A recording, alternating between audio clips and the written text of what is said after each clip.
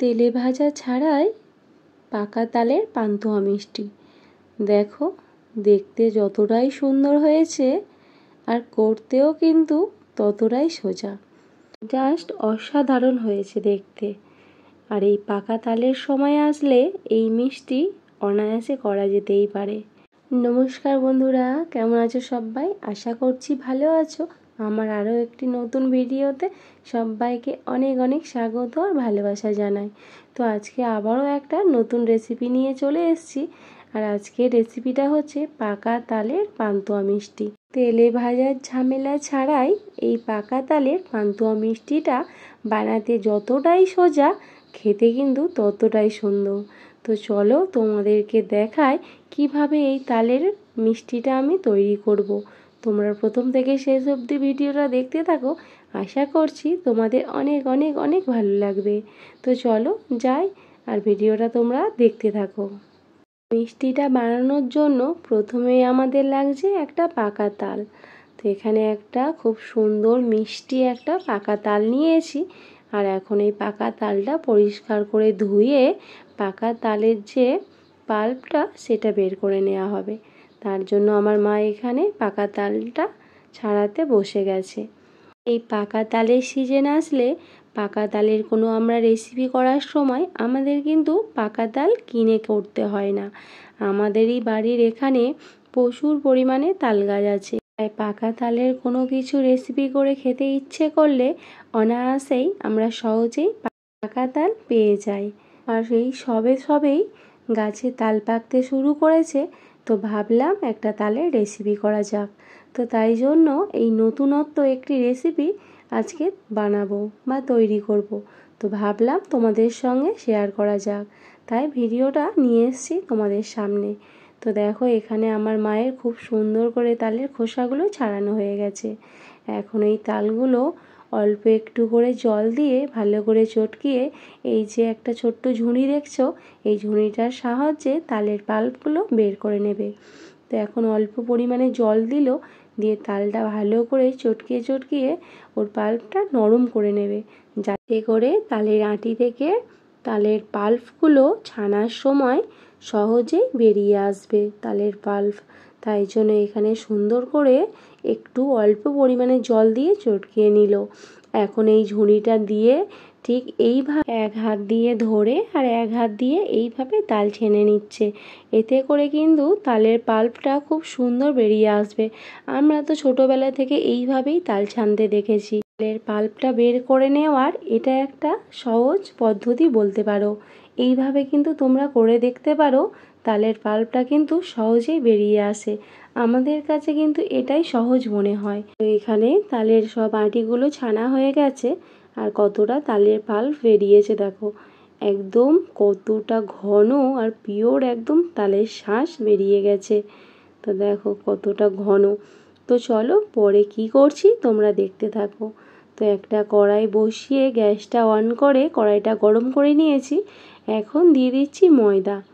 তো এখানে আমি প্রথমে 1 বাটি ময়দা দিয়েছি, তারপরে আরও 1 বাটি আমি ময়দা অ্যাড করেছি। তো এই বাটিটা মেপেই দিয়ে দিলাম 1 বাটি সুজি। এখন এই দুটো উপকরণ একটু ভালো করে ভেজে নেব। এতে করে ময়দা আর সুজির যে কাঁচা গন্ধটা চলে যাবে, থাকবে না। ওই 2 থেকে 3 মিনিটের মতো হালকা মিডিয়াম আঁচে এই সুজি আর ময়দাটা ভেজে নেব। এখানে আমি আরও একটু সুজি আমি অ্যাড করে দিলাম। আমার মনে হয়েছিল একটু সুজি কম হয়েছে, তাই জন্য এখানে আমি আরও একটু হাফ বাটির কম একটু পরিমাণ সুজি অ্যাড করে দিয়েছি। দিয়ে এখন আরও বেশ 2 মিনিটের মতো সব উপকরণগুলো আমি ভেজে নিচ্ছি। তো এখানে আমাদের ময়দা সুজিটা বেশ ভালো করে ভাজা হয়ে গেছে, দেখে বোঝাই যাচ্ছে। তো এখন এই দুটো উপকরণ আমি একটা জায়গাতে নামিয়ে নিচ্ছি। তো এখানে একটা বড় জায়গা নিয়েছি আর ভাজা হয়ে গেছে উপকরণ দুটো, তাই আমি নামিয়ে নিলাম। বেশ ভালো করে ভেজে নিয়েছি। এখন ওই কড়াইয়ের মধ্যে আমি যে পাকা তালের পাল্পটা বের করে নিয়েছিলাম সেটাই আমি কড়াইয়ের মধ্যে দিয়ে দিয়েছি। এখন এখানে আমি চিনি দেব। এখানে আমি ছোট চা চামচের 5 চামচ পরিমাণ আমি তালের মধ্যে চিনি দিয়ে দিলাম। এখানে দুটো উপকরণ আমি একসঙ্গে মিশিয়ে বেশ খানিকক্ষণ ধরে একটু নাড়াচাড়া করে নেব। এখানে তালের যে একটা কাঁচা গন্ধ সেটা কিন্তু আর নেই। ওই 2 থেকে 3 মিনিট মতো একটু নাড়িয়ে নিয়েছি। এখন দিয়ে দিলাম সুজি আর ময়দা, যেটা আমি ভেজে রেখেছিলাম সেটাই পাকা তালের মধ্যে আমি অ্যাড করে দিলাম। এখন এই সবগুলো উপকরণ আমি একটু বেশ ভালো করে মিশিয়ে নিচ্ছি। এখন কিন্তু গ্যাসটা একদম লো পরিমাণে আমি রেখেছি। আর এখন দিয়ে দেব স্বাদের জন্য অল্প পরিমাণে লবণ। তো এখনও সব উপকরণ আমি একসঙ্গে মিশিয়ে নিয়ে আর গ্যাসটা এখন কিন্তু আমি অফ করে দিচ্ছি। তো এখানে সব উপকরণগুলো একটা জায়গাতে নামিয়ে নিয়েছি আর বেশ ভালো গরম আছে। এখানে উপকরণগুলো মেখে একটা ডো বানিয়ে নেব। আর পাকা তালের কালারটা দেখো কত সুন্দর দেখতে লাগছে। তো চলো এটা একটা ডো বানিয়ে নিই। তো এখানে আমাদের একটা ডো বানানো হয়ে গেছে আর পাকা তালের কালারটা দেখো জাস্ট কতটা সুন্দর এসছে দেখতে। আর এখানে এই ডো থেকে ছোট্ট ছোট্ট লেচির আকারে একদম ছোট ছোট করে সুন্দর করে গোল গোল করে নেব। তো ঠিক আমি এইভাবে দেখো দুটো হাত দিয়ে বেশ ভালো করে গোল গোল করে নিচ্ছি। এখানে কিন্তু আমি প্রত্যেকটা মিষ্টি একই সাইজের করব। দুটো হাত দিয়ে ঠিক এইভাবে করতেই কতটা সুন্দর গোল হয়ে যাচ্ছে। এখানে আমাদের একটা মিষ্টি খুব সুন্দর করে গোল করা হয়ে গেছে। দেখো কতটা সুন্দর দেখতে লাগছে। তো এখানে আমাদের সেমভাবে প্রত্যেকটা মিষ্টি গোল করা হয়ে গেছে।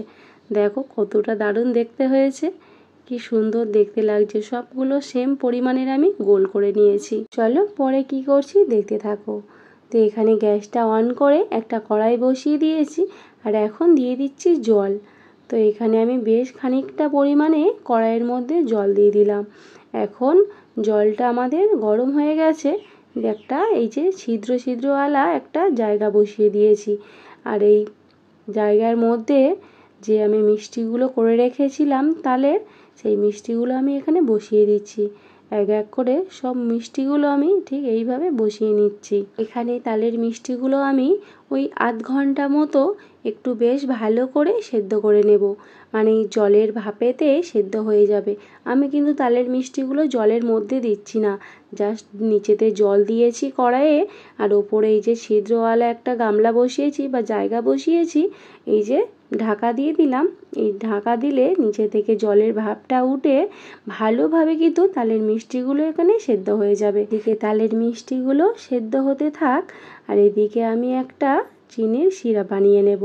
তার জন্য 1 বাটি পরিমাণে আমি চিনি দিলাম আর এখানে ওই বাটিরই মেপে 2 বাটি জল দিয়েছি। এখানে চিনি আর জলটা বেশ ভালো করে ফুটিয়ে নিয়ে একটা সিরাপ বানিয়ে নেব চিনি। সুন্দর একটু ফ্লেভারের জন্য 4টে এলাচ আমি ফাটিয়ে দিয়ে দিলাম। এতে করে কিন্তু গন্ধটাও খুব সুন্দর আসবে। তো এখানে দেখো চিনি আর জলটা আমি একটু বেশ ভালো করে নাড়াচাড়া করে ফুটিয়ে নিচ্ছি। তো এখানে আমাদের চিনিগুলো বেশ ভালো করে কিন্তু গলে গেছে আর চিনির শিরাটাও কিন্তু আমাদের বেশ ভালো ফুটে গেছে। অফ করে আমি চিনির শিরাটা নামিয়ে নিয়েছি। আর এদিকে আমাদের তালের মিষ্টিগুলো বেশ ভালো করে সেদ্ধ হয়ে গেছে, তাই চলো ঢাকাটা খুলে দিলাম। তো এখানে দেখো ভালোভাবে সেদ্ধ হয়ে বেশ বড় বড় হয়ে গেছে আর কতটা সফট আর নরম হয়েছে দেখো, আর কত সুন্দরভাবে কিন্তু সেদ্ধ হয়েছে। আমি এখানে আরও 2 মিনিটের মতো চাপা দিয়ে দিলাম। তো চলো 2 মিনিট পরে আবারও একটু ফিরে এসেছি। তো দেখো এখানে আমাদের মিষ্টি কিন্তু পারফেক্টলি রেডি হয়ে গেছে আর কতটা সুন্দর দেখো সবগুলো মিষ্টি ছেড়ে আসছে। আর দেখো কতটা সুন্দর দেখতে হয়েছে আর কতটা সফট, দেখো কতটা নরম আর তুলতুলে হয়েছে, দেখো একদম তুলতুল করছে। তো এখন এই সব মিষ্টিগুলো আমি যে চিনির শিরাটা বানিয়ে রেখেছিলাম সেই চিনির শিরার মধ্যে এক এক করে সব মিষ্টিগুলো দিয়ে দিচ্ছি। তো এখানে কিন্তু চিনির শিরাটা হালকা গরম আছে, খুব কিন্তু ঠান্ডা হয়ে যায়নি। এই পরিমাণে আমি সব মিষ্টিগুলো দিয়ে দিলাম চিনির শিরার মধ্যে। তো এখানে সব মিষ্টিগুলো দিয়ে 2 থেকে 3 ঘন্টা মতো আমি রেখে দেব সব মিষ্টিগুলো চিনির শিরার মধ্যে ডুবিয়ে। তো চলো 3 ঘন্টা পর আমি ফিরে আসছি। তো এখানে আমি 3 ঘন্টা পর ফিরে এসেছি। দেখো মিষ্টিগুলো কতটা সুন্দর রসালো হয়েছে আর দেখতে কিন্তু জাস্ট অপূর্ব হয়েছে আর খেতেও কিন্তু ততটাই সুন্দর হয়েছে। তো দেখো এখানে পাকা তালের মিষ্টি বা পান্তুয়া একদম রেডি হয়ে গেছে। কতটা সহজ না এই রেসিপিটা, আর দেখতে যতটাই সুন্দর হয়েছে খেতে কিন্তু ততটাই সুন্দর হয়েছে।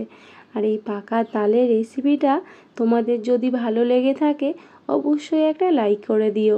আর যারা যারা আমার চ্যানেলটাকে এখনও সাবস্ক্রাইব করোনি প্লিজ সাবস্ক্রাইব করে পাশে থেকো। পাকা তাল তো তোমরা অনেকভাবেই খেয়েছো, একবার এইভাবে মিষ্টি বানিয়ে খেয়ে দেখো, আশা করছি তোমাদের সবার ভালো লাগবে। একদম তেলে না ভেজেই যা সেদ্ধ করে এরকম আমি পাকা তালের পান্তুয়া মিষ্টি তৈরি করে নিলাম। তো চলো এখনকার মতো টাটা বাই বাই, দেখা হচ্ছে অন্য কোনো ভিডিওর সঙ্গে। ততক্ষণ সবাই ভালো থেকো, সুস্থ থেকো, সাবধানে থেকো।